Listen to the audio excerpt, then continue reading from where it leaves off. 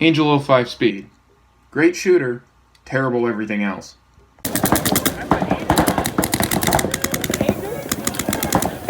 Angel always had interesting ideas for their guns. Throughout the company's lifetime, they always made the same thing, a 3-tube poppet. The way it started was that, well, you had 3 tubes. The left tube was your internal battery, your right tube was your rammer and valve, and your top tube was just your barrel, your feed neck and breech, and your roto breech with your bolt in it. This particular model is the 05 Speed. Speed meaning it was the low end. If you don't know about Angels, the highest end model was the Fly.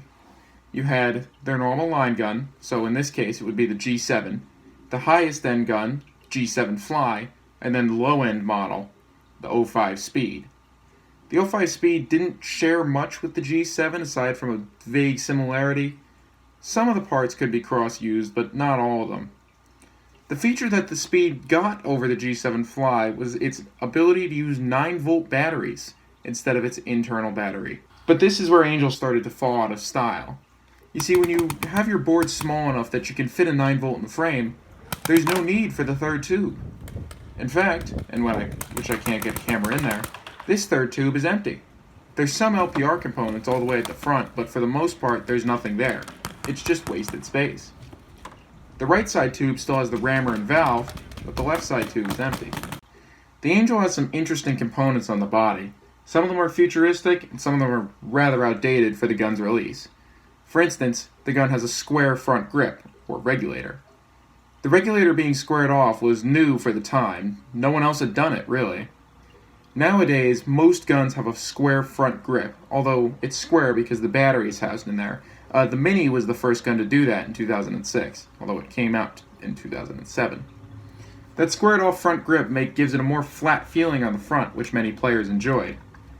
Another thing you can enjoy with the Angel, which you can't do with my volumizer, but I could show you here how it is without it, is that you have a lot of flat space on the front under the barrel.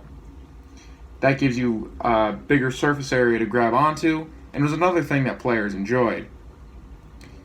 Another good feature, again rare at the time, is the space between the front grip and the trigger guard. If you look at other guns like the 05 Ego, the Impulse, basically anything else, don't forget shockers, there's no space between the trigger guard and the foregrip. That was supposed to keep the gun light and compact. The Angel has a good amount of space between the trigger guard and the front grip. It's smoothed out very nicely along the top, and I can fit my big hands in there pretty well. Probably the most interesting body component, or feature, on the gun is the roto breech. That's this section at the top where you pull a lever, open the breech, and your bolt is right there. You pull your bolt out real quick, clean it in the middle of the game very easily, slide it back in, pop into place, put the lever back in, and there's no play in your breech. They actually caused that issue later with their A1. Another nice thing about that roto breech is that when you insert your bolt back in, and it's flush with both sides where it's meant to stay and won't slide out for the most part, it's already aligned with your ram.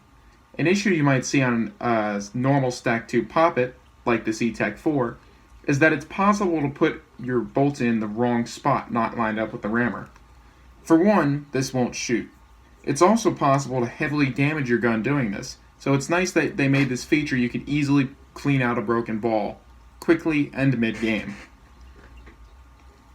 The last thing I have to say about the body is the weird frame shape. It's really tall and really wide, and it doesn't really conform well in the hand. If you can see, there's still a lot of space on the grip, and I have really large hands. I haven't met anyone that this frame fits perfectly. The trigger's not great. It's not in a great spot either.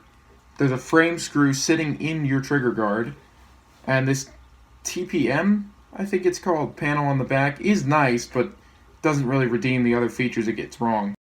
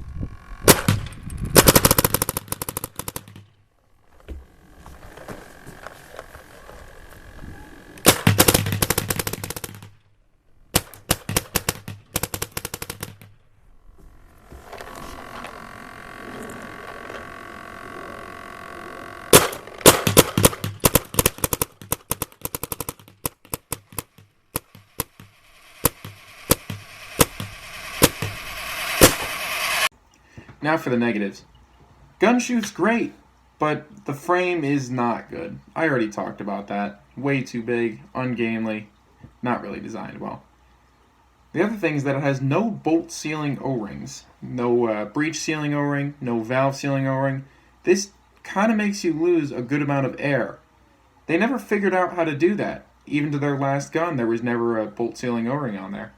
Some people tried, but they had issues with drag, and I'm sure the designers did too. If the company stuck around longer, they probably would have figured it out. Not for nothing, it's a great shooting gun. I've used it many times. I'll probably play some footage on screen. And it shot great. It's never really failed me. It hasn't really chopped all that much paint with my LPR set to 60 and HPR tuned for whatever it's needed to get 285. And while I do dislike the ergonomics, and I do notice it at the field, something I don't really have while using the E-Tech, for rec play, I have no problem with it. I wouldn't shoot this at a tournament. There's too many downsides versus just the E-Tech or the PM6 that I've used. Well, that's all. It is really low air. I don't know if it's even going to make it to the target. Oh, no, it's not.